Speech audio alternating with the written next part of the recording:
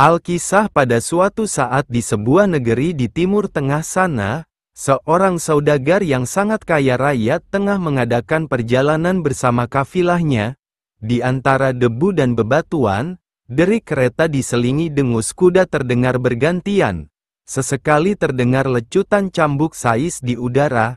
Tepat di tengah rombongan itu tampaklah pria berjanggut, berkain panjang dan bersorban ditemani seorang anak usia belasan tahun. Kedua berpakaian indah menawan. Dialah sang saudagar bersama anak semata wayangnya. Mereka duduk pada sebuah kereta yang mewah berhiaskan kayu gofir dan permata yaspis.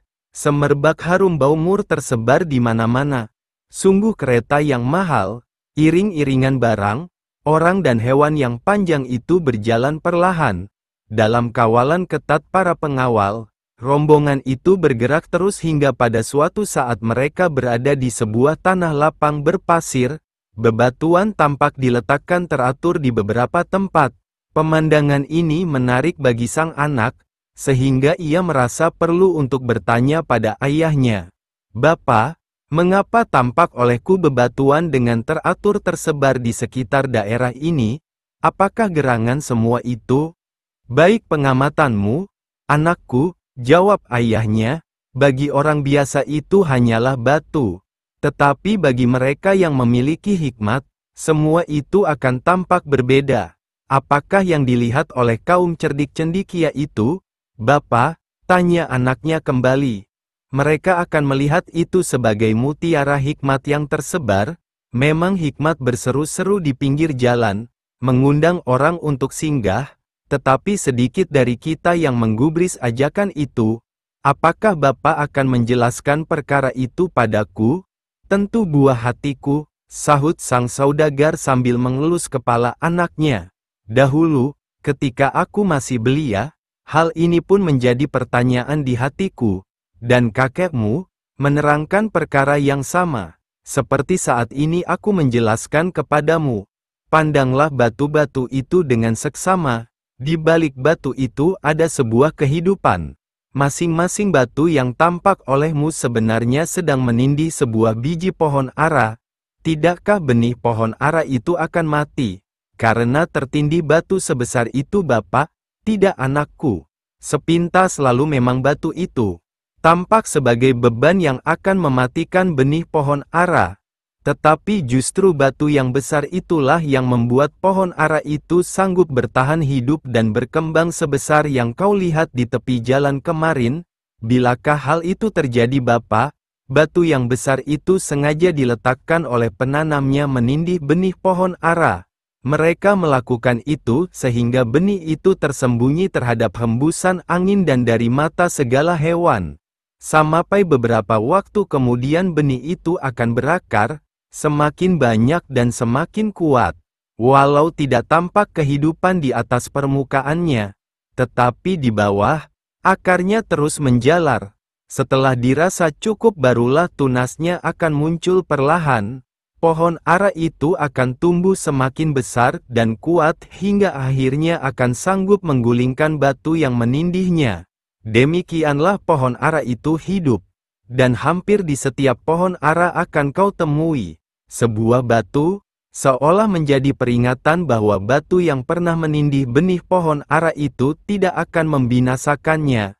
Selanjutnya benih itu menjadi pohon besar yang mampu menaungi segala makhluk yang berlindung dari terik matahari yang membakar. "Apakah itu semua tentang kehidupan ini, Bapa?" tanya anaknya. Sang saudagar menatap anaknya lekat-lekat sambil tersenyum, kemudian meneruskan penjelasannya. "Benar anakku, jika suatu saat engkau di dalam masa-masa hidupmu, merasakan terhimpit suatu beban yang sangat berat, ingatlah pelajaran tentang batu dan pohon ara itu. Segala kesulitan yang menindihmu, sebenarnya merupakan sebuah kesempatan bagimu untuk berakar, semakin kuat, bertumbuh dan akhirnya tampil sebagai pemenang. Camkanlah, belum ada hingga saat ini benih pohon ara yang tertindih, mati oleh bebatuan itu. Jadi jika benih pohon ara yang demikian kecil saja diberikan kekuatan oleh Sang Halik untuk dapat menyingkirkan batu di atasnya, Bagaimana dengan kita ini?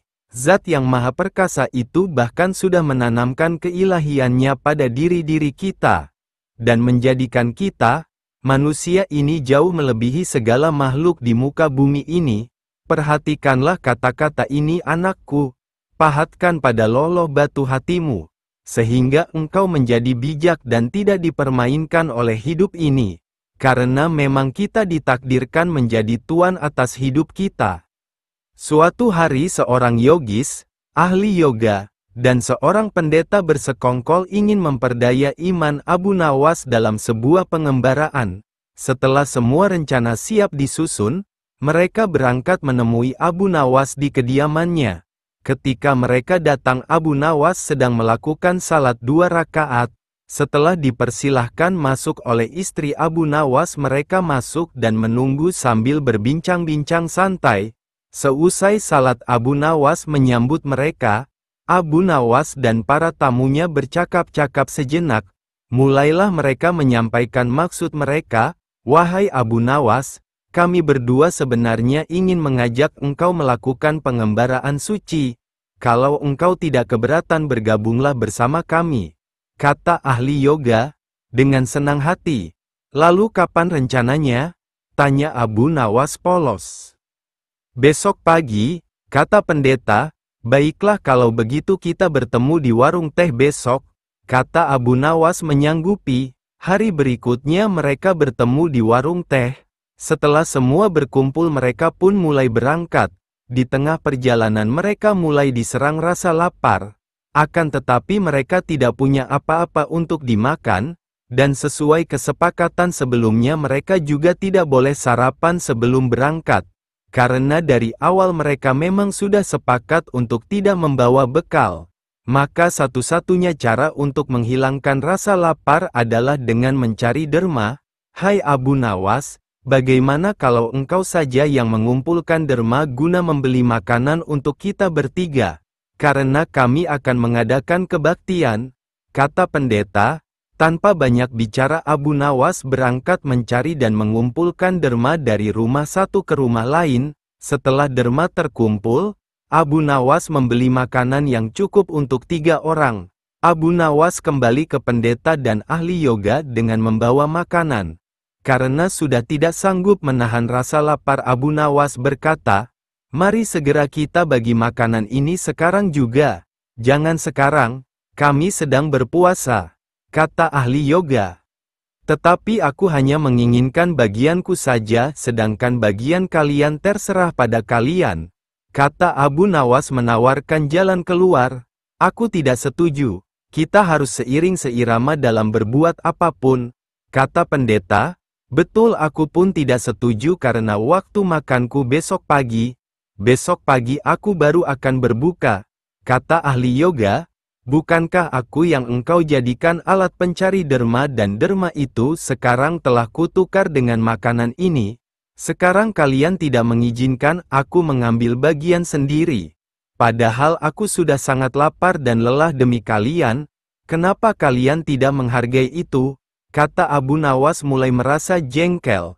Namun begitu pendeta dan ahli yoga tetap bersikeras tidak mengizinkan Abu Nawas mengambil bagian yang menjadi haknya. Meski Abu Nawas sudah terlihat sangat lapar ditambah lelah karena disuruh mencari derma, Abu Nawas pun terus berusaha meyakinkan kawan-kawan agar mengizinkan ia memakan bagiannya. Tetapi mereka tetap saja menolak.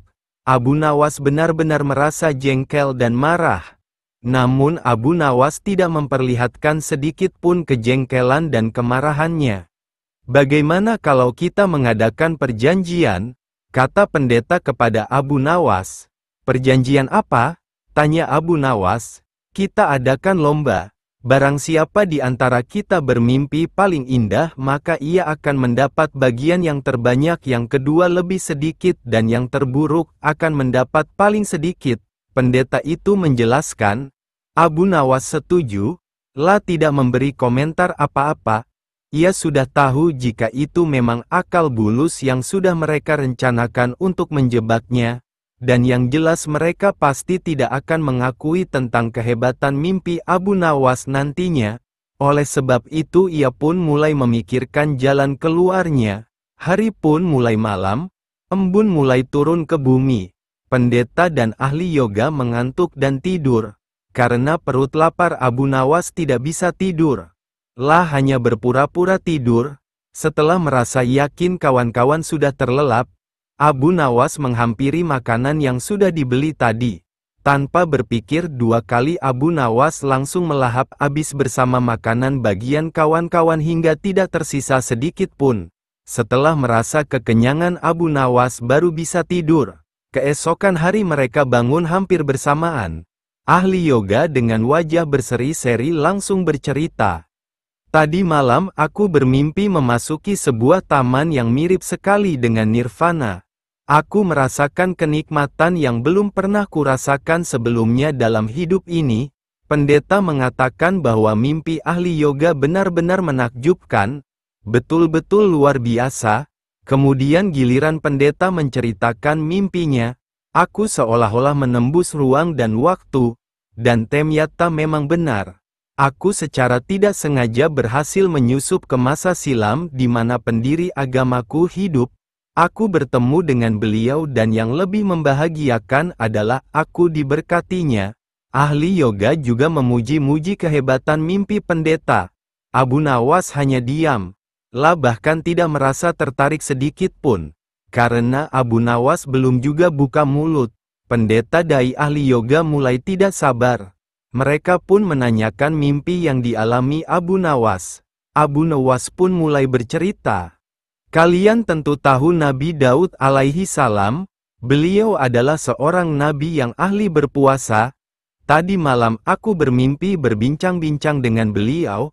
Beliau menanyakan apakah aku berpuasa atau tidak. Aku katakan aku berpuasa karena aku memang tidak makan sejak dini hari. Kemudian beliau menyuruhku segera berbuka karena hari sudah malam. Tentu saja aku tidak berani mengabaikan perintah beliau. Aku segera bangun dari tidur dan langsung menghabiskan makanan itu, kata Abu Nawas tanpa perasaan bersalah sedikit pun. Sambil menahan rasa lapar yang menyayat-nyayat, pendeta dan ahli yoga saling berpandangan satu sama lain. Mau tidak mau mereka harus mengakui kehebatan mimpi Abu Nawas meski dengan rasa lapar yang sangat mencekam dan perasaan menyesal yang amat sangat karena telah berani mempermainkan Abu Nawas. Suatu hari, beberapa orang kawan-kawan Abu Nawas merencanakan sebuah perjalanan wisata ke hutan. Agar perjalanan tidak menjadi membosankan, diajaklah Abu Nawas untuk ikut serta. Setelah menemui kata sepakat, berangkatlah mereka beramai-ramai ke rumah Abu Nawas. Sesampainya di rumah Abu Nawas, mereka pun menceritakan maksud dan tujuan kedatangan mereka. Abu Nawas setuju dengan ajakan mereka dan mereka pun langsung berangkat dengan menunggangi keledai masing-masing. Sambil sesekali bercanda ria, tidak terasa perjalanan sudah jauh dari pemukiman penduduk. Tibalah mereka di pertigaan jalan yang sunyi dan tidak ada siapapun di sana selain mereka sendiri. Mereka pun berhenti. Di pertigaan jalan itu, mereka mulai ragu-ragu, karena ada dua jalan yang menuju ke hutan. Yang satu jalan menuju hutan wisata dan satunya lagi jalan menuju hutan rimba yang penuh dengan binatang buasnya. Sebagai seorang yang bijak, Abu Nawas menyarankan untuk tidak meneruskan perjalanan. Karena bila salah pilih jalan maka bahaya yang akan mengancam.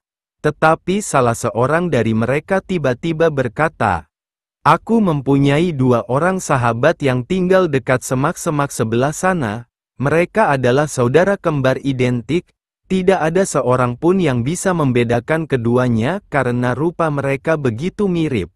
Tapi perbedaan mereka yang satu selalu berkata jujur, sedangkan yang lainnya selalu berkata bohong.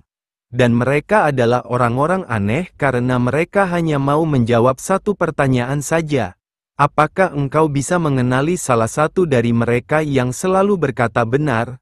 tanya Abu Nawas. "Tidak," jawab kawan Abu Nawas singkat.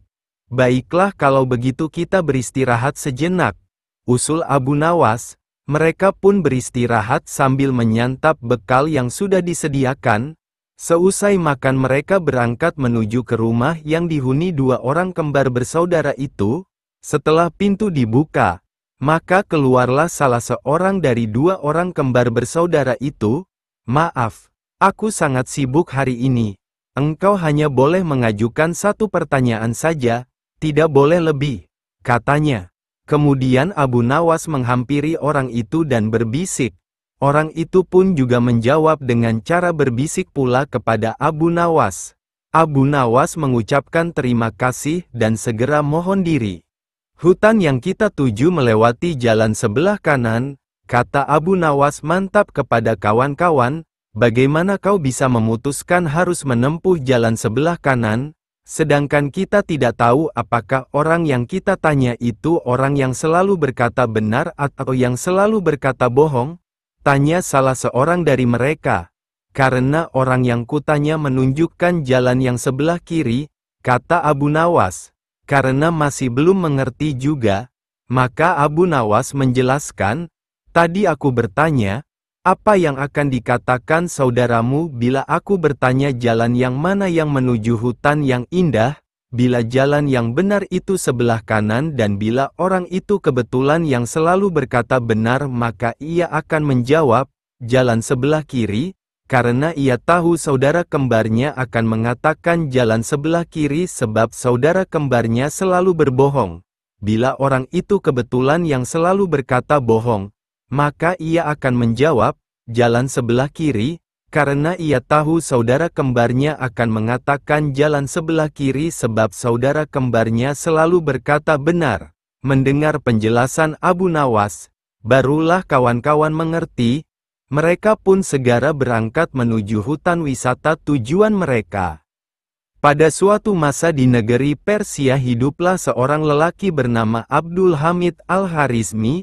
Ia adalah seorang saudagar kaya raya di daerahnya.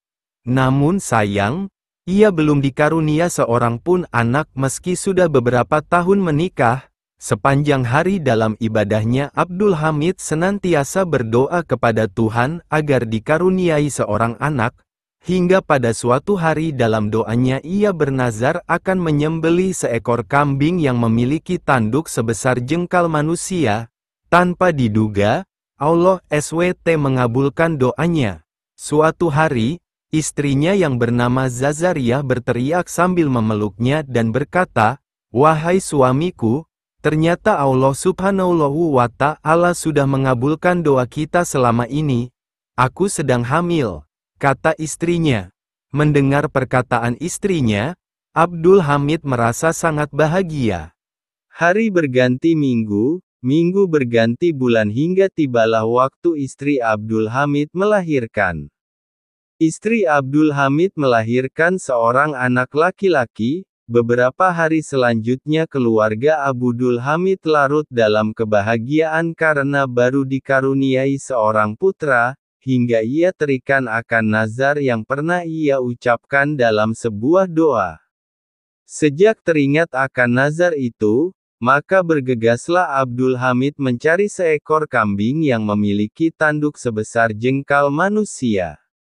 Beberapa hari Abdul Hamid dengan beberapa pembantunya mencari kambing itu, akan tetapi tidak pernah menemukannya. Mulailah gelisah hati si Abdul Hamid karena takut nazarnya tidak dapat ditunaikan. Dalam kegelisahannya itu, teringatlah ia akan seorang sahabatnya di negeri Baghdad yang terkenal akan kecerdasannya dalam menyelesaikan banyak persoalan. Segeralah ia mengutus beberapa pembantunya untuk mencari dan membawa Abu Nawas kepadanya. Para utusan itu berangkat ke Baghdad menemui Abu Nawas. Setelah beberapa hari perjalanan dan beberapa hari mencari, akhirnya ditemukanlah rumah Abu Nawas. Setelah berjumpa dengan Abu Nawas, para utusan itu pun menceritakan maksud kedatangan mereka. Abu Nawas lalu berkata, "Baiklah, aku pamit pada keluargaku dan segera berangkat bersama kalian," kata Abu Nawas. Abu Nawas pun berangkat bersama anak buahnya Abdul Hamid. Sepanjang perjalanan Abu Nawas terus memikirkan jalan keluar bagi masalah sahabatnya Abdul Aziz. Setelah beberapa hari menempuh perjalanan, tibalah Abu Nawas di rumah sahabatnya tersebut. Abu Nawas disambut oleh sahabatnya tersebut dan menceritakan kepada Abu Nawas tentang masalah yang sedang membuat hatinya gundah. Berilah aku waktu semalam saja untuk berpikir. Besok pagi akan aku beri jawabannya, kata Abu Nawas yang memang belum menemukan cara selama di perjalanan. Hari pun menjelang malam, Abu Nawas yang sudah lelah menempuh perjalanan jauh diminta beristirahat di sebuah kamar tamu. Akan tetapi sudah tengah malam Abu Nawas belum bisa menemukan jalan keluar untuk masalah tersebut. Hingga matanya sudah sangat mengantuk, tiba-tiba ia teringat sebuah cara untuk menyelesaikan persoalan sahabatnya itu. Setelah cara ditemukan barulah Abu Nawas dapat tertidur dengan lelap. Keesokan harinya, Abu Nawas segera meminta pembantu Abdul Hamid menyediakan seekor kambing biasa.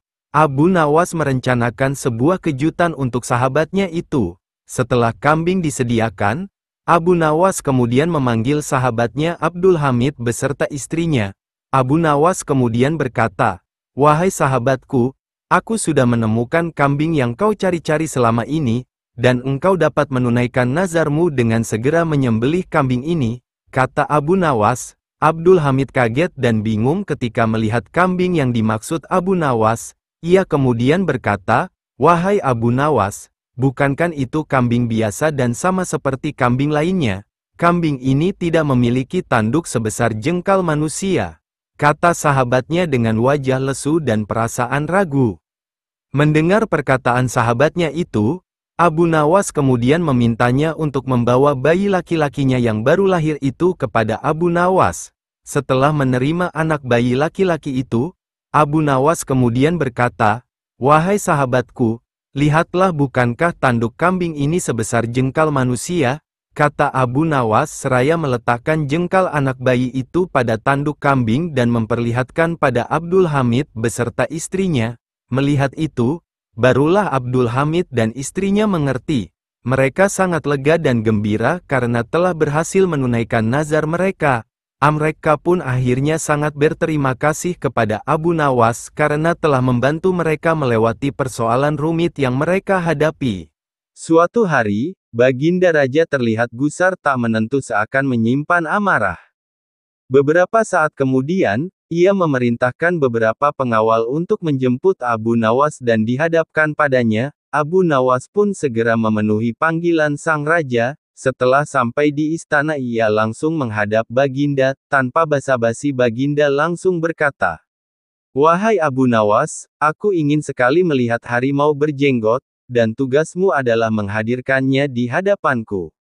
Titah raja dengan tegas, "Engkau hanya kuberi waktu 8 hari, jika tidak bisa, maka aku akan menghukummu."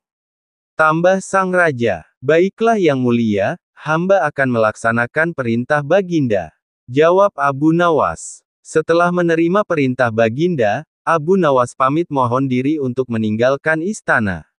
Sesampainya di rumah, Abu Nawas meminta seorang tukang kayu membuatkannya sebuah kandang harimau yang mana waktu pengerjaannya berlangsung selama 3 hari. Pada hari selanjutnya, Abu Nawas pun menemukan ide untuk mengisi kandang tersebut dengan seekor harimau berjenggot. Ia mulai menceritakan tersebut pada istrinya. Abu Nawas berpesan pada istrinya, "Wahai istriku, jika pada hari ke-7 nanti datang seorang tamu laki-laki berjenggot, maka mintalah ia duduk dalam kandang tersebut."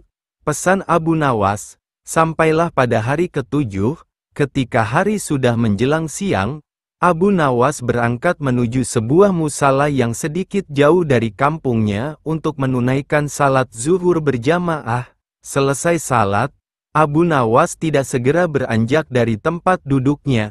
Sang imam pun datang menghampirinya dan bertanya, "Tumben sekali engkau salat berjamaah di sini," kata sang imam. Abu Nawas pun berpura-pura sedih dan tidak menjawab pertanyaan sang imam. Sang imam pun kembali bertanya kenapa ia bersedih, akan tetapi Abu Nawas tetap diam. Sang imam yang penasaran terus memaksa hingga akhirnya Abu Nawas mau menjawab pertanyaannya. Ia menceritakan jika semalam ia bertengkar dengan istrinya, karena itulah ia meninggalkan rumah dan salat di musala itu yang sedikit jauh dari rumahnya. Setelah mendengar semua penjelasan dari Abu Nawas, sang imam meminta izin agar diperbolehkan Abu Nawas menjumpai istrinya Abu Nawas untuk membantu menyelesaikan permasalahan rumah tangga Abu Nawas. Abu Nawas lalu memberikan izin. Dengan segera sang imam dengan senang hati langsung berangkat menuju rumah Abu Nawas menemui istrinya. Namun diam-diam Abu Nawas juga mengikutinya di belakang. Sesampainya di rumah Abu Nawas, ia langsung menemui istri Abu Nawas dan berkata, "Wahai Adinda, buat apa memiliki suami yang jahat dan miskin, apalagi kehidupan Abu Nawas tidak karuan. Jadilah istriku.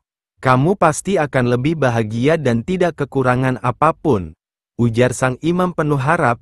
"Baiklah, jika memang itu kehendak Anda," ujar istri Abu Nawas. Tidak lama kemudian, terdengar suara orang mengetuk pintu. Ialah Abu Nawas beserta dua orang sahabatnya yang sengaja diajak Abu Nawas untuk minum teh di rumahnya. Mendengar ada yang datang, sang imam sangat kaget dan takut perilakunya diketahui orang lain, di mana tidak sepantasnya ia berduaan dengan seorang perempuan yang sudah bersuami, apalagi menggodanya. Ia pun mulai bingung harus bersembunyi di mana. Istri Abu Nawas pun menyarankan agar dia bersembunyi di dalam kandang harimau yang sudah ditutupi kain itu. Si imam pun menuruti masuk ke dalam kandang tersebut, kemudian ia dikunci dari luar. Semalaman sang imam bersembunyi di dalam kandang itu tidak berani keluar. Ia takut istri Abu Nawas sudah menceritakan jika ia telah menggodanya dan menghasut suaminya, dan pasti Abu Nawas akan melaporkannya kepada Baginda. Abu Nawas pun tidak beranjak dari rumahnya malam itu. Ia sudah mengetahui jika di dalam kandang itu adalah si imam seperti diceritakan istrinya. Sebelumnya Abu Nawas juga sudah mengetahui jika si imam suka berperilaku buruk, suka menggoda istri-istri orang di kampung itu. Oleh sebab itu Abu Nawas berencana memberi ia pelajaran, karena perilaku seperti itu sangat tidak pantas apalagi dilakukan oleh seorang imam. Hari sudah menjelang tengah malam, si imam yang sudah lelah berpikir di dalam kandang akhirnya tak sadar tertidur pulas. Pada pagi harinya, Abu Nawas dikejutkan dengan kedatangan beberapa pengawal kerajaan. Hari itu adalah hari ke-8 sesuai janjinya kepada Baginda untuk menghadirkan harimau berjenggot ke hadapan Baginda. Para pengawal segera membawa Abu Nawas beserta kandang harimau yang ditutupi kain berisi tuan imam. Si imam pun terperanjat dari tidurnya saat para pengawal membawa kandang itu. Ia tidak berani berbicara, takut orang-orang tahu jika di dalam kandang tersebut adalah dirinya. Dalam kandang tersebut ia hanya bisa pasrah akan apa yang terjadi selanjutnya. Setelah beberapa jam menempuh perjalanan, kini tibalah mereka di istana. Abu Nawas segera menghadap Baginda di sebuah aula kerajaan yang sangat besar, di mana sudah dipenuhi oleh banyak orang yang penasaran akan harimau berjenggot yang dibawa Abu Nawas. Baginda pun segera bertanya, "Wahai Abu Nawas, segera tunjukkan kepadaku rupa harimau berjenggot itu," perintah sang raja. "Baiklah Baginda," kata Abu Nawas seraya membuka kain penutup kandang tersebut. Baginda Raja dan seluruh yang hadir langsung terperanjat ketika melihat yang terkurung di dalam kandang tersebut adalah seorang manusia berjenggot lebat. Si imam yang merasa sangat malu, hanya bisa menutup mukanya dengan kedua tangannya. Baginda yang penasaran mencoba mendekati kandang tersebut untuk melihat siapa sebenarnya di dalam kandang tersebut. Sang imam pun mencoba memalingkan wajahnya yang ditutupi itu karena merasa sangat malu. Baginda pun meminta sang imam untuk menunjukkan wajahnya. Dengan terpaksa sang imam membukanya. Baginda pun semakin terkejut kala mengetahui jika ia adalah seorang imam. Beliau kemudian berkata dengan keras, "Apa-apaan engkau ini Abu Nawas? Kenapa sang imam bisa ada di kandang ini?" Ujar Baginda Raja. Betul Baginda, inilah harimau berjenggot dan tahukah Baginda kenapa dia bisa berada di kandang ini? Tanya Abu Nawas. Tidak. Cepat jelaskan, kata Baginda. Abu Nawas pun menceritakan kronologis kejadiannya. Sang imam merasa semakin malu karena Abu Nawas telah menceritakan seluruh sifat buruk dan tidak terpujinya pada Baginda. Sang imam lalu bersimpuh mohon ampun pada Baginda dan mengakui semua kesalahannya, karena sebagai seorang imam ia tidak bisa memberikan contoh yang baik. Sang imam pun akhirnya dicopot dari jabatannya, dan menerima rasa malu sebagai hukuman. Sedangkan Abu Nawas diberi hadiah oleh Baginda karena telah menyelesaikan tugas yang diperintahkan kepadanya. Suatu hari, Abu Nawas bertemu seorang pengemis laki-laki. Pengemis itu meminta makanan karena sudah lama tidak makan. Namun, Abu Nawas tidak memberikannya tetapi ia mengajukan beberapa pertanyaan kepada pengemis itu. Kenapa engkau mengemis? Apa engkau tidak mempunyai pekerjaan? Tanya Abu Nawas. Maaf Tuan, saya sudah lama mencari pekerjaan, tapi belum juga ada yang mau menerima saya bekerja, jawab pengemis itu. Jika ku beri pekerjaan apakah engkau mau bekerja meskipun pekerjaan itu berat? Tanya Abu Nawas. Mau Tuan, yang penting halal, jawab si pengemis. Abu Nawas segera mengajak pengemis itu menemui seorang sahabat untuk diberi pekerjaan. Pengemis itu akhirnya mendapat pekerjaan. Ia diminta mencabuti rumput di kebun sahabat Abu Nawas. Pengemis itu merupakan seorang pekerja yang sangat rajin dan tangkas. Dalam waktu singkat saja, pekerjaannya pun selesai. Sahabat Abu Nawas sangat kagum dengan pekerjaan pengemis tersebut. Ia pun berpikir untuk memberikan pekerjaan yang lebih serius untuk pengemis tersebut. Ia memberi pekerjaan baru untuk pengemis tersebut. Pekerjaan memisahkan satu keranjang kurma menjadi 3 bagian. Akan tetapi ia lupa menjelaskan kepada pengemis tersebut apa yang harus dilakukan, yaitu memisahkan kurma bagus, kurang bagus dan kurma yang busuk. Ia hanya memberikan satu keranjang besar penuh kurma dan 3 keranjang kecil yang kosong, lalu pergi meninggalkan pengemis tersebut. Keesokan harinya, Abu Nawas datang ke rumah sahabatnya untuk menanyakan kabar dari pengemis tersebut. Ia pun menjelaskan bahwa pengemis itu sangat rajin dan terampil mencabut rumput di kebun sehingga dirinya menyimpulkan bahwa pengemis itu adalah pekerja yang baik. Maka dari itu ia memberikan pekerjaan yang lebih serius kepadanya. Sekarang dia bekerja apa? Tanya Abu Nawas. Tadi malam saya suruh untuk memisahkan kurma-kurma menjadi 3 bagian.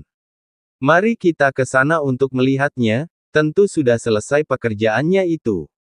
Kata sahabat. Tidak lama kemudian, keduanya pun sangat kaget ketika melihat pengemis itu tidur dengan pulas, sedang pekerjaan yang diperintahkan sama sekali tidak dikerjakan. Sahabat Abu Nawas merasa kesal dan segera membangunkan si pengemis tersebut. Kenapa engkau tidak menyelesaikan pekerjaanmu yang semalam? Tanya sahabat. Maaf Nuan, kalau hanya memindahkan kurma, sesungguhnya itu mudah. Yang sulit adalah membuat keputusan mana kurma yang baik, kurang baik dan busuk, karena saya tidak diberitahu sebelumnya. Jawab pengemis. Sungguh itu tidak terpikirkan olehku. Kata sahabat Abu Nawas. Abu Nawas pun tersenyum melihat kejadian itu. Ia pun menegur sahabatnya karena hanya bisa memberikan tugas saja, tapi tidak memberi penjelasan dengan baik. Suatu ketika, Abu Nawas berkeinginan ingin menunjukkan sesuatu kepada Baginda Raja Harun ar-Rasyid. Abu Nawas bertekad untuk menjadikan Baginda Raja sebagai budak dan menjualnya kepada seseorang. Hal ini dilakukan Abu Nawas tidak lain adalah agar Baginda Harun al-Rasyid dapat mengetahui jika di negerinya masih terdapat praktek jual beli manusia yang dijadikan budak. Abu Nawas segera berangkat menuju istana menemui Baginda Raja. Ketika tiba di istana, ia mulai mengutarakan maksud kedatangannya kepada Baginda Raja. Abu Nawas berkata, "Ampun Baginda, hamba ingin mengatakan sesuatu yang mungkin Baginda tertarik untuk mengetahuinya." "Katakanlah wahai Abu Nawas," kata Baginda penasaran. Abu Nawas kemudian menjawab, Jika Baginda ingin mengetahuinya maka hendaklah Baginda ikut dengan hamba dan mengikuti apa yang hamba katakan. Kemudian Baginda harus menyamar menjadi rakyat biasa agar tidak diketahui. Kenapa harus seperti itu? Tanya Baginda. Itu jika Baginda benar-benar ingin melihatnya, jika Baginda tidak mau tidak apa-apa, kata Abu Nawas. Karena rasa penasaran yang begitu besar, Baginda kemudian mengikuti perkataan Abu Nawas dan segera bersiap-siap. Beliau menyamar sebagai rakyat biasa agar tidak ada orang yang mengenalinya. Abu Nawas dan Baginda segera berangkat menuju suatu tempat yang jauh. Setibanya di sebuah hutan, Abu Nawas mengajak Baginda untuk beristirahat di bawah sebatang pohon dan meminta Baginda agar menunggunya di sana. Sementara itu Abu Nawas pergi ke suatu tempat yang tidak begitu jauh menemui seorang badui yang bekerja sebagai tukang jual beli budak. Setelah Abu Nawas mengutarakan maksudnya, badui itu kemudian mengajak Abu Nawas untuk melihat calon budak yang akan dijual tersebut secara langsung. Akan tetapi Abu Nawas menolaknya dan menyarankan agar melihatnya dari jarak jauh saja. Abu Nawas beralasan jika ia tidak tega menjual budak itu di hadapannya secara langsung karena calon budak itu merupakan teman dekatnya. Badui itu kemudian menyetujui saran Abu Nawas dan segera membuatkan surat perjanjian jual beli yang menyatakan badui itu memiliki hak penuh atas budak yang dibelinya. Abu Nawas kemudian menandatangani perjanjian itu. Setelah mendapat bayaran dari badui, ia kemudian pergi meninggalkan Baginda Raja yang sedang beristirahat menunggunya di bawah pohon. Badui pedagang budak itu kemudian datang menemui Baginda Raja yang sedang duduk di bawah pohon. Baginda Raja mulai geram sendiri karena Abu Nawas juga belum kembali menemuinya. Tiba-tiba muncul di depannya seorang asing yang sama sekali tidak ia kenali. Baginda kemudian bertanya kepada orang asing tersebut, "Siapakah engkau?" Tanya Baginda. "Aku adalah tuanmu sekarang," jawab pedagang budak yang tidak mengenali Baginda Raja.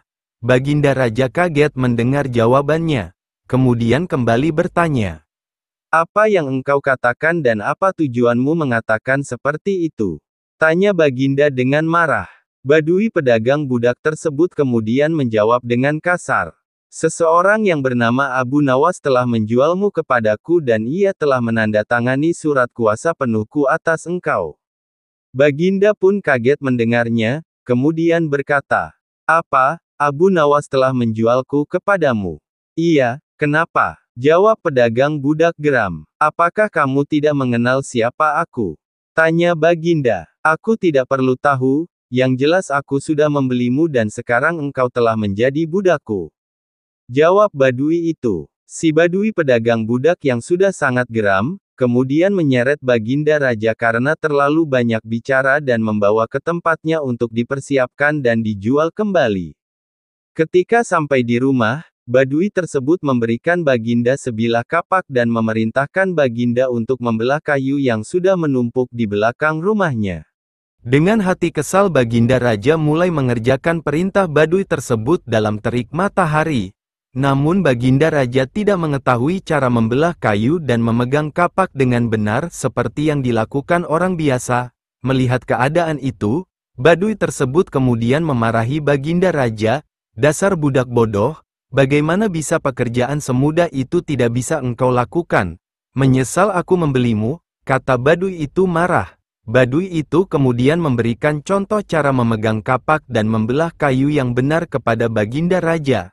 Akan tetapi Baginda tetap tidak bisa melakukannya dengan benar. Badui tersebut kemudian kembali memaki-maki Baginda Raja.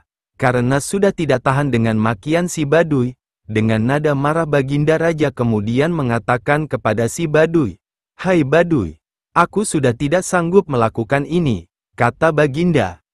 Mendengar budaknya yang tidak patuh, badui tersebut marah dan memukuli Baginda Raja hingga terjatuh. Baginda Raja menjerit kesakitan dan berteriak kepada si badui, "Hai badui, berhentilah memukuliku. Aku ini adalah rajamu," kata Baginda sembari menunjukkan tandanya. Badui itu sangat terkejut. Ia tidak percaya kalau budak yang dibeli adalah Baginda Raja. Ia segera bersujud memohon ampunan Baginda. Karena ketidaktahuannya, Baginda Raja kemudian mengampuninya dan memerintahkan ia agar berhenti dari pekerjaannya jika tidak ia akan dihukum berat. Baginda Raja kemudian kembali ke istana. Ia sangat murka kepada Abu Nawas yang meskipun telah menunjukkan kepadanya akan perilaku sebagian rakyatnya di luar istana, akan tetapi cara yang dilakukan Abu Nawas dengan menjualnya sangat tidak pantas ia terima. Baginda berjanji akan menghukum berat Abu Nawas. Setelah menjual Baginda Raja pada seorang Baduy, Abu Nawas menyadari jika dirinya terancam hukuman berat. Ia kemudian pergi sementara dari rumahnya untuk menghindari para tentara kerajaan akan menangkapnya. Sesuai perintah raja, prajurit kerajaan kemudian mendatangi rumah Abu Nawas. Akan tetapi mereka tidak menemukan Abu Nawas. Setelah memeriksa ke seluruh ruangan rumah, mereka yakin jika Abu Nawas tidak berada di rumahnya. Para prajurit kembali ke istana dan melaporkan kepada Baginda Raja. Ketika kondisi dirasa sudah cukup aman, Abu Nawas kemudian kembali ke rumahnya. Istrinya kemudian menemuinya dan berkata, "Wahai suamiku, tadi prajurit kerajaan datang kemari atas perintah Baginda untuk menangkapmu. Apa yang telah engkau perbuat?" tanya istri kepada Abu Nawas. Abu Nawas kemudian menjawab, "Ini masalah besar. Sebelumnya aku telah menjual Baginda Raja kepada seorang pedagang budak." "Apa? Engkau baru saja menjadikan Baginda Raja sebagai budak? Mengapa engkau lakukan itu?" tanya istri Abu Nawas dengan nada terkejut. "Iya, biar Baginda tahu jika di negerinya ini masih ada praktek jual beli manusia yang dilakukan oleh rakyatnya, sekalian agar ia menyadari jika menjadi budak itu sangat sengsara," jawab Abu Nawas. "Meskipun tujuanmu baik, cara itu tentu saja tidak akan diterima Baginda Raja dan Baginda pasti akan menggantung dirimu kali ini," kata istrinya. Abu Nawas mulai resah. Hanya ada satu cara untuk melepaskan diri jeratan hukuman Baginda Raja Harun al-Rasyid pikirnya. Cara tersebut tidaklah semudah seperti yang biasa ia lakukan. Setelah lelah berpikir, Abu Nawas kemudian melaksanakan salat 2 rakaat. Selesai salat, Abu Nawas segera melaksanakan rencananya yang sudah disusun bersama istrinya. Sebelumnya ia berpesan kepada istrinya jika Baginda Raja bertanya tentangnya kepada sang istri hendaklah ia menjawab seperti yang telah dipesankan kepadanya. Beberapa saat kemudian istri Abu Nawas berteriak histeris meronta-ronta. Tetangga yang mendengar beramai-ramai langsung mendatangi rumah Abu Nawas. Mereka kemudian bertanya kepada istri Abu Nawas, "Apa yang terjadi?" "Suamiku meninggal," jawab istri Abu Nawas sambil kembali menangis histeris. Para tetangga sangat terkejut dan juga ada yang ikut menangis histeris karena begitu menyukai Abu Nawas. Kabar tentang kematian Abu Nawas dengan cepat menyebar hingga ke istana. Baginda yang mendengar kabar itu merasa tidak percaya seseorang seperti Abu Nawas telah meninggal dunia, padahal ia baru saja ingin menangkapnya. Baginda Raja bersama para pengawal istana dan tabib istana langsung menuju ke rumah Abu Nawas untuk memastikan kematiannya. Sesampai di rumah Abu Nawas, tabib istana langsung memeriksa keadaan Abu Nawas. Selesai memeriksa kemudian tabib memastikan kepada Baginda jika Abu Nawas benar-benar telah meninggal dunia.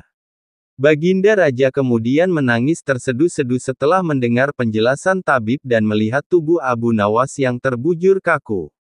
Karena meskipun seorang yang jahil, Abu Nawas adalah seorang sahabat yang sering memberikan saran-saran baik kepadanya meski dengan caranya sendiri.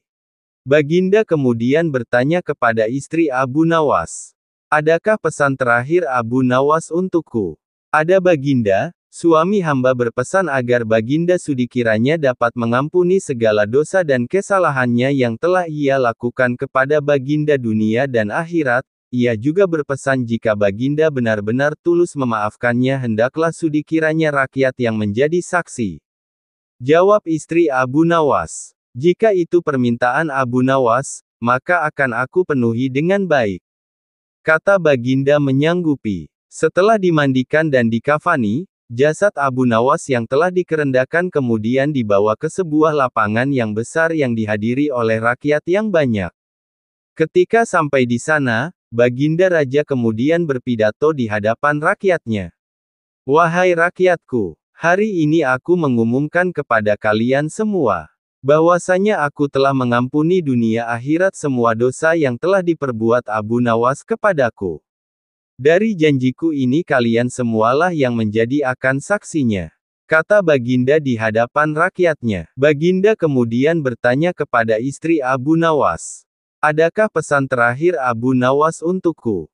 Ada Baginda. Suami hamba berpesan agar Baginda Sudi kiranya dapat mengampuni segala dosa dan kesalahannya yang telah ia lakukan kepada Baginda dunia dan akhirat. Ia juga berpesan jika Baginda benar-benar tulus memaafkannya hendaklah Sudi kiranya rakyat yang menjadi saksi. Jawab istri Abu Nawas, jika itu permintaan Abu Nawas, maka akan aku penuhi dengan baik. Kata Baginda menyanggupi. Setelah dimandikan dan dikafani, jasad Abu Nawas yang telah dikerendakan kemudian dibawa ke sebuah lapangan yang besar yang dihadiri oleh rakyat yang banyak. Ketika sampai di sana, Baginda Raja kemudian berpidato di hadapan rakyatnya. Wahai rakyatku, hari ini aku mengumumkan kepada kalian semua, bahwasanya aku telah mengampuni dunia akhirat semua dosa yang telah diperbuat Abu Nawas kepadaku. Dari janjiku ini kalian semualah yang menjadi akan saksinya, kata Baginda di hadapan rakyatnya.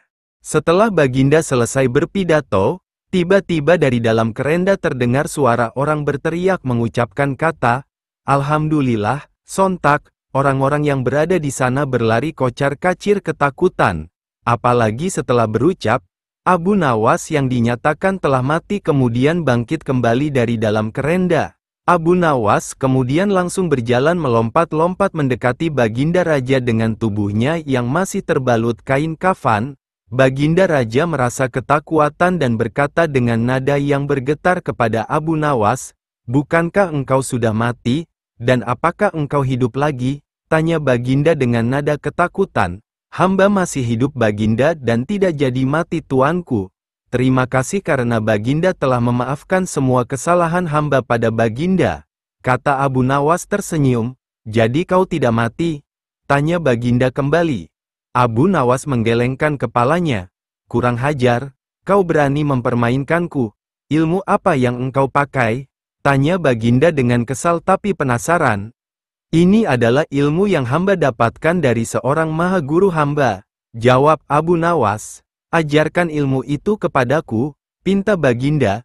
Tidak mungkin Baginda, hanya seorang maha guru yang bisa mengajari kepada orang lain, sedang hamba tidak diajarkan cara untuk mengajarkan kepada orang lain, kata Abu Nawas.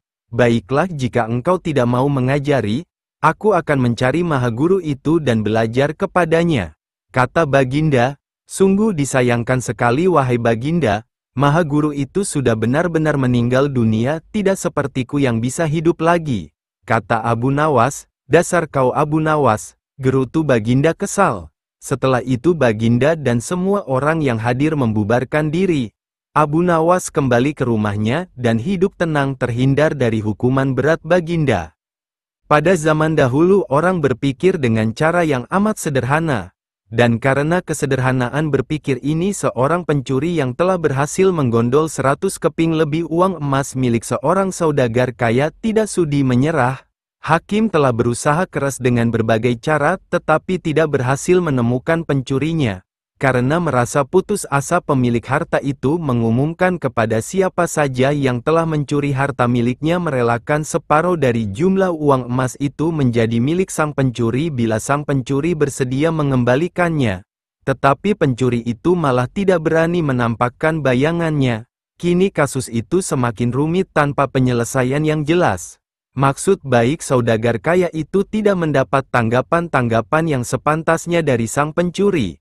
Maka tidak bisa disalahkan jika saudagar itu mengadakan sayembara yang berisi barang siapa yang berhasil menemukan pencuri uang emasnya, ia berhak sepenuhnya memiliki harta yang dicuri. Tidak sedikit orang yang mencoba tetapi semuanya kandas. Sehingga pencuri itu bertambah merasa aman tenteram karena ia yakin jati dirinya tak akan terjangkau.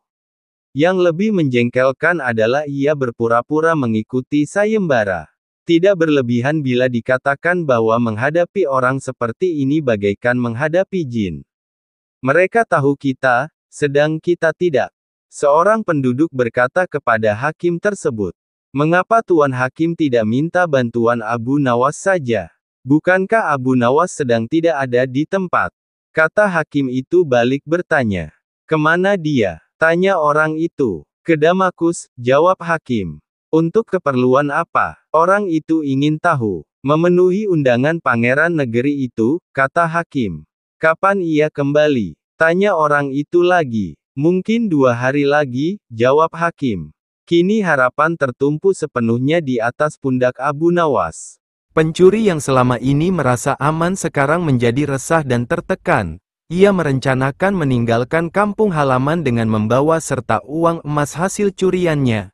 Tetapi ia membatalkan niat karena dengan menyingkir keluar daerah sama halnya dengan membuka topengnya sendiri. Ia lalu bertekad tetap tinggal apapun yang akan terjadi. Abu Nawas telah kembali ke Baghdad karena tugasnya telah selesai. Abu Nawas menerima tawaran mengikuti sayembara menemukan pencuri uang emas. Hati pencuri uang emas itu tambah berdebar tak karuan mendengar Abu Nawas menyiapkan siasat. Keesokan harinya semua penduduk dusun diharuskan berkumpul di depan gedung pengadilan. Abu Nawas hadir dengan membawa tongkat dalam jumlah besar. Tongkat-tongkat itu mempunyai ukuran yang sama panjang. Tanpa berkata-kata Abu Nawas membagi-bagikan tongkat-tongkat yang dibawa dari rumahnya. Setelah masing-masing mendapat 1 tongkat, Abu Nawas berpidato, "Tongkat-tongkat itu telah aku mantrai. Besok pagi kalian harus menyerahkan kembali tongkat yang telah aku bagikan. Jangan khawatir, tongkat yang dipegang oleh pencuri selama ini menyembunyikan diri akan bertambah panjang 1 jari telunjuk. Sekarang pulanglah kalian." Orang-orang yang merasa tidak mencuri tentu tidak mempunyai pikiran apa-apa. Tetapi sebaliknya, si pencuri uang emas itu merasa ketakutan. Ia tidak bisa memejamkan mata walaupun malam semakin larut. Ia terus berpikir keras. Kemudian ia memutuskan memotong tongkatnya sepanjang 1 jari telunjuk. Dengan begitu tongkatnya akan tetap kelihatan seperti ukuran semula. Pagi hari orang mulai berkumpul di depan gedung pengadilan. Pencuri itu merasa tenang karena ia yakin tongkatnya tidak akan bisa diketahui karena ia telah memotongnya sepanjang 1 jari telunjuk. Bukankah tongkat si pencuri akan bertambah panjang 1 jari telunjuk? Ia memuji kecerdikan diri sendiri karena ia ternyata akan bisa mengelabui Abu Nawas. Antrian panjang mulai terbentuk. Abu Nawas memeriksa tongkat yang dibagikan kemarin. Pada giliran si pencuri tiba, Abu Nawas segera mengetahui karena tongkat yang dibawanya bertambah pendek 1 jari telunjuk.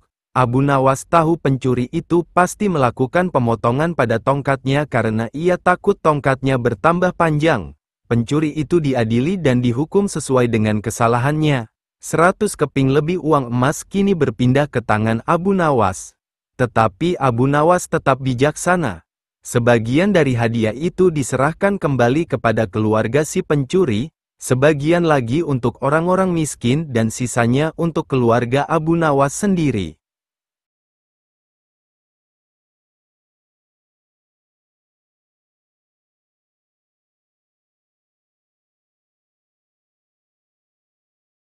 Al-Kisah, pada suatu malam dalam tidurnya Baginda Raja Harun al-Rasyid bermimpi bertemu seorang lelaki tua. Dalam mimpinya laki-laki itu tua berpesan kepadanya jika negeri yang dipimpinnya akan ditimpa musibah. Oleh sebab itu, agar dapat menghindari bencana itu ia harus mengusir seorang penduduk negerinya yang bernama Abu Nawas. Esoknya setelah ia terbangun Baginda Raja mulai gelisah hatinya mengingat mimpi yang dialami semalam. Ia kemudian memerintahkan kepada pesuruhnya untuk menghadirkan Abu Nawas ke istana. Tatkala Abu Nawas telah berada di istana, Baginda kemudian berkata kepada Abu Nawas, "Hai Abu Nawas, semalam aku bermimpi yang sangat aneh dan aku merasakan jika mimpi itu adalah suatu pertanda buruk bagi negeriku. Dalam mimpiku aku bertemu seorang laki-laki tua yang memakai pakaian serba putih. Ia mengatakan kepadaku jika negeri ini akan ditimpa bencana yang sangat besar. Agar itu tidak terjadi, ia berpesan agar aku mengusir seorang rakyatku dari negeri ini yang bernama Abu Nawas, dan ia juga mengatakan jika Abu Nawas itu ingin kembali maka hendaklah dia tidak berpijak di atas bumi atau mengendarai tunggangan apapun. Tapi jika ia tidak bisa melakukan seperti itu maka ia tidak boleh lagi kembali ke negeri ini. Oleh sebab mimpi itu maka aku yakin ada sebuah kesialan atas dirimu.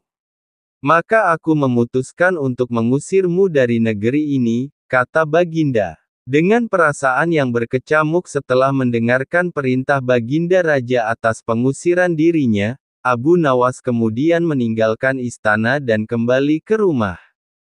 Ia menceritakan kepada istrinya tentang apa yang telah dititahkan raja kepadanya. Istrinya merasa sangat sedih. Abu Nawas kemudian pergi meninggalkan keluarganya dengan bekal yang dibawa seadanya.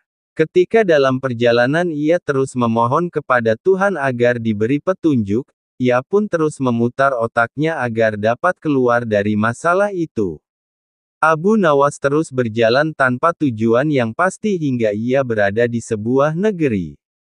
Selama beberapa hari di sana ia terus berpikir bagaimana cara ia kembali ke negeri Baghdad tanpa melanggar apa yang telah dipesankan raja kepadanya, yaitu tidak boleh menginjak bumi dan tidak pula mengendarai tunggangan apapun.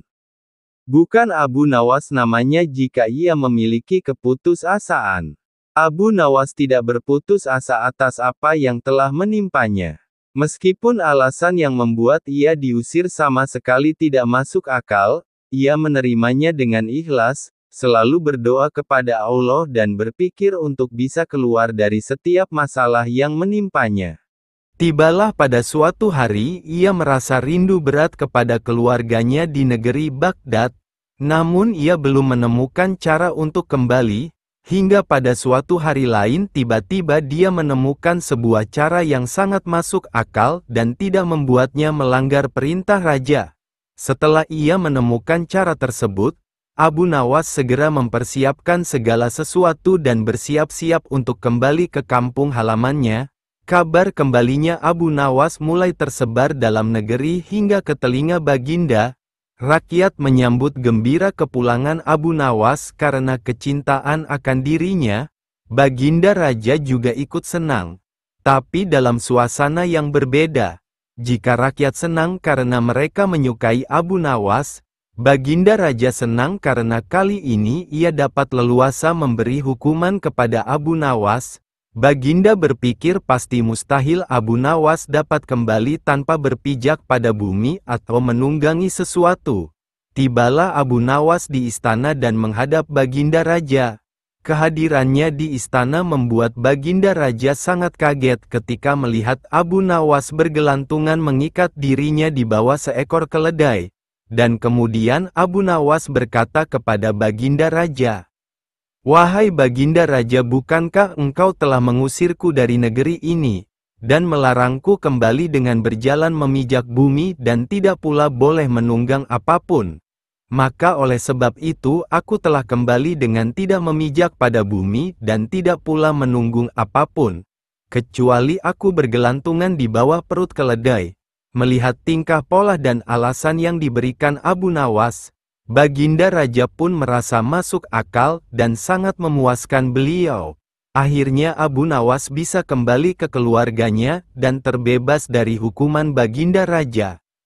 Pada suatu ketika Baginda Raja Harun al-Rasyid mengajukan dua pertanyaan kepada para menterinya, tapi tidak ada satu pun dari mereka dapat memberikan jawaban yang dapat memuaskan Baginda. Sedang Baginda Raja sangat menginginkan jawaban yang tepat terhadap pertanyaannya. Para penasehat kerajaan akhirnya menyarankan Baginda Raja menghadirkan Abu Nawas ke istana dan bertanya kepadanya. Baginda Raja kemudian memerintahkan pesuruh istana untuk menjemput Abu Nawas. Ia pun tiba dan menghadap Baginda. Baginda bertanya kepada Abu Nawas, Wahai Abu Nawas, akhir-akhir ini aku susah tidur karena dibayang-bayangi oleh keingintahuanku menyingkap dua rahasia alam. Mohon ampun Baginda, apa sebenarnya keingintahuan Baginda itu? Bolehkah Baginda memberitahukannya kepada hamba? Tanya Abu Nawas. Pertama, di manakah sebenarnya letak batas jagat raya ciptaan Allah? Baginda mulai mengutarakan pertanyaannya. Abu Nawas menjawab, di dalam pikiran, wahai Baginda, Baginda yang mulia, sesungguhnya ketidakterbatasan itu ada karena keterbatasan, dan keterbatasan itu ada di dalam pikiran manusia.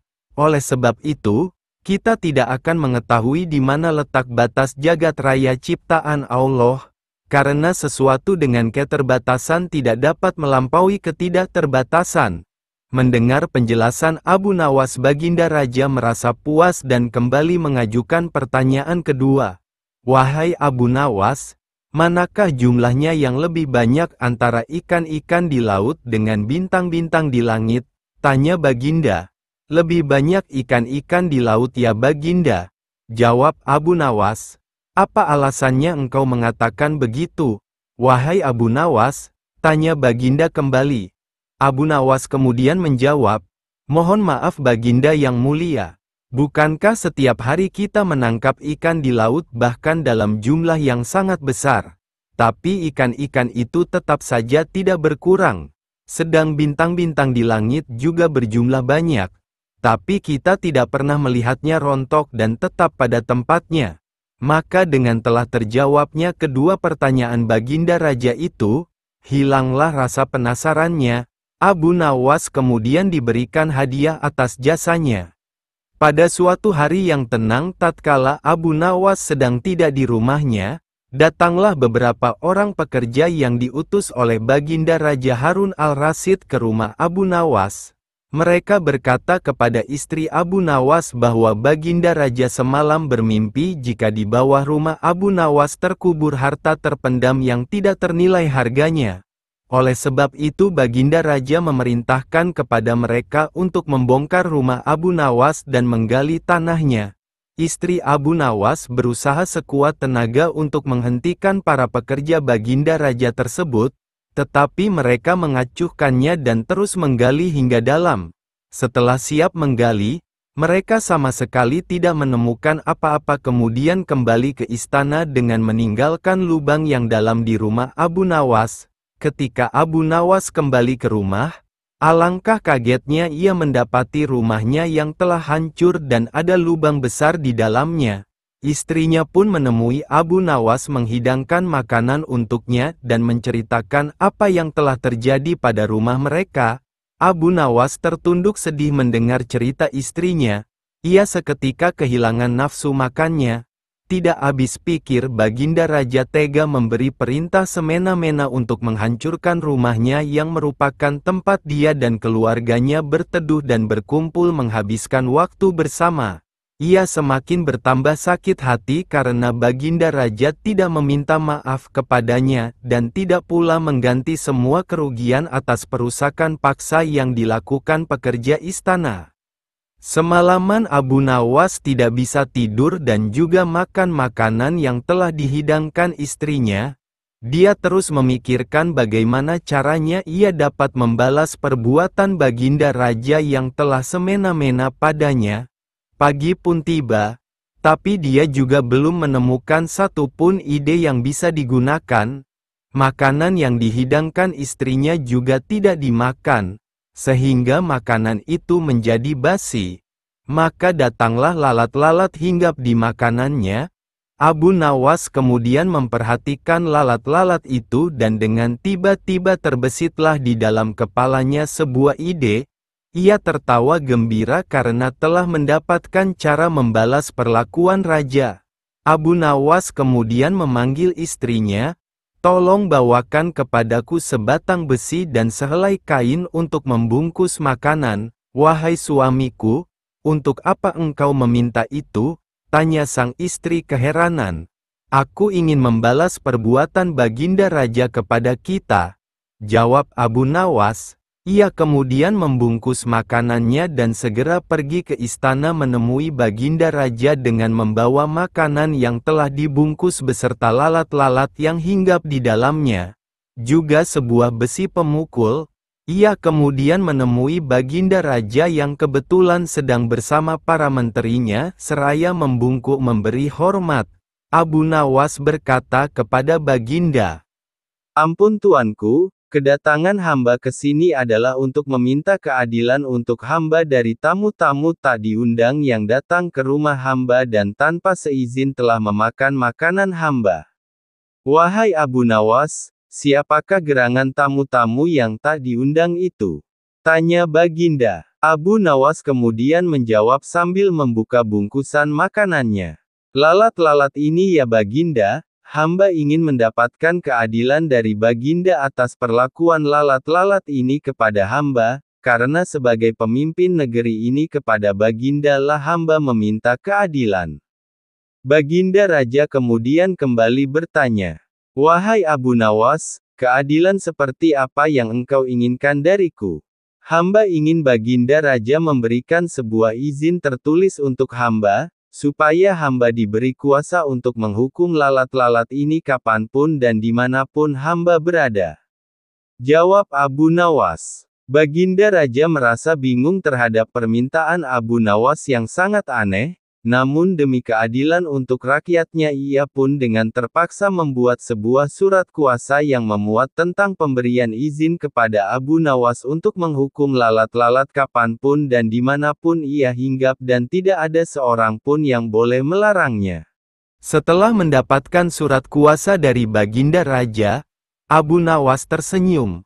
Tanpa menunggu lama ia langsung mengeluarkan sebuah besi pemukul yang telah dibawanya dari rumah, kemudian langsung memukul lalat-lalat yang ada di makanannya, lalu lalat-lalat terbang dan hinggap di mana-mana di kaca, di meja sampai di tempat makan Baginda Raja. Abu Nawas tidak peduli, terus memukul dimanapun lalat hinggap hingga seisi ruangan itu hancur berkeping-keping dibuatnya, semua perabotan dan barang-barang raja hancur. Baginda Raja dan pengawal istana tidak dapat melakukan apa-apa menyaksikan Abu Nawas menghancurkan semua benda-benda berharga di ruangan itu karena Abu Nawas telah mendapat izin tertulis dari beliau.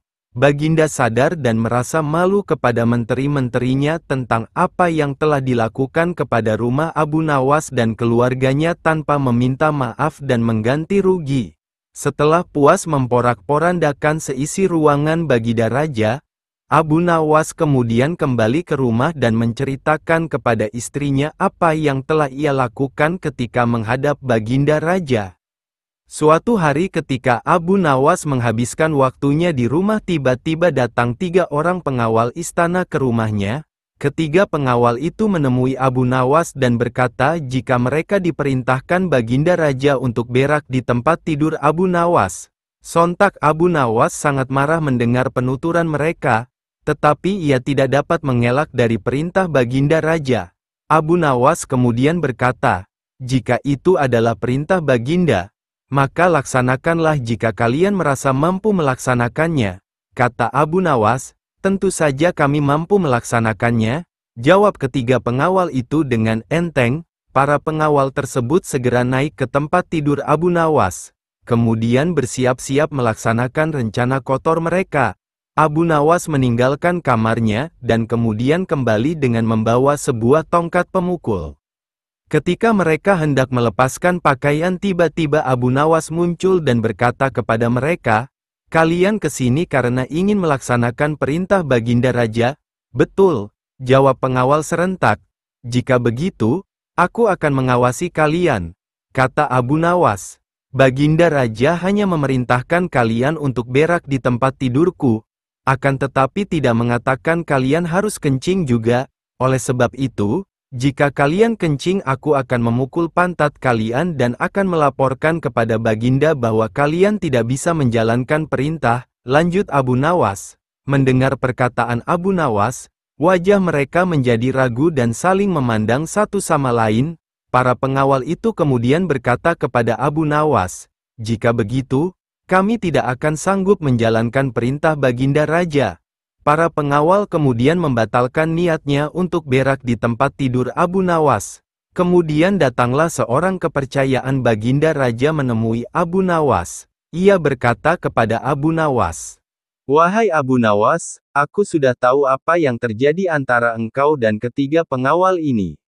Aku diperintahkan Baginda untuk memberitahumu, jika ketiga pengawal ini dapat melaksanakan perintah Raja, maka mereka satu persatu akan mendapatkan hadiah dari Baginda.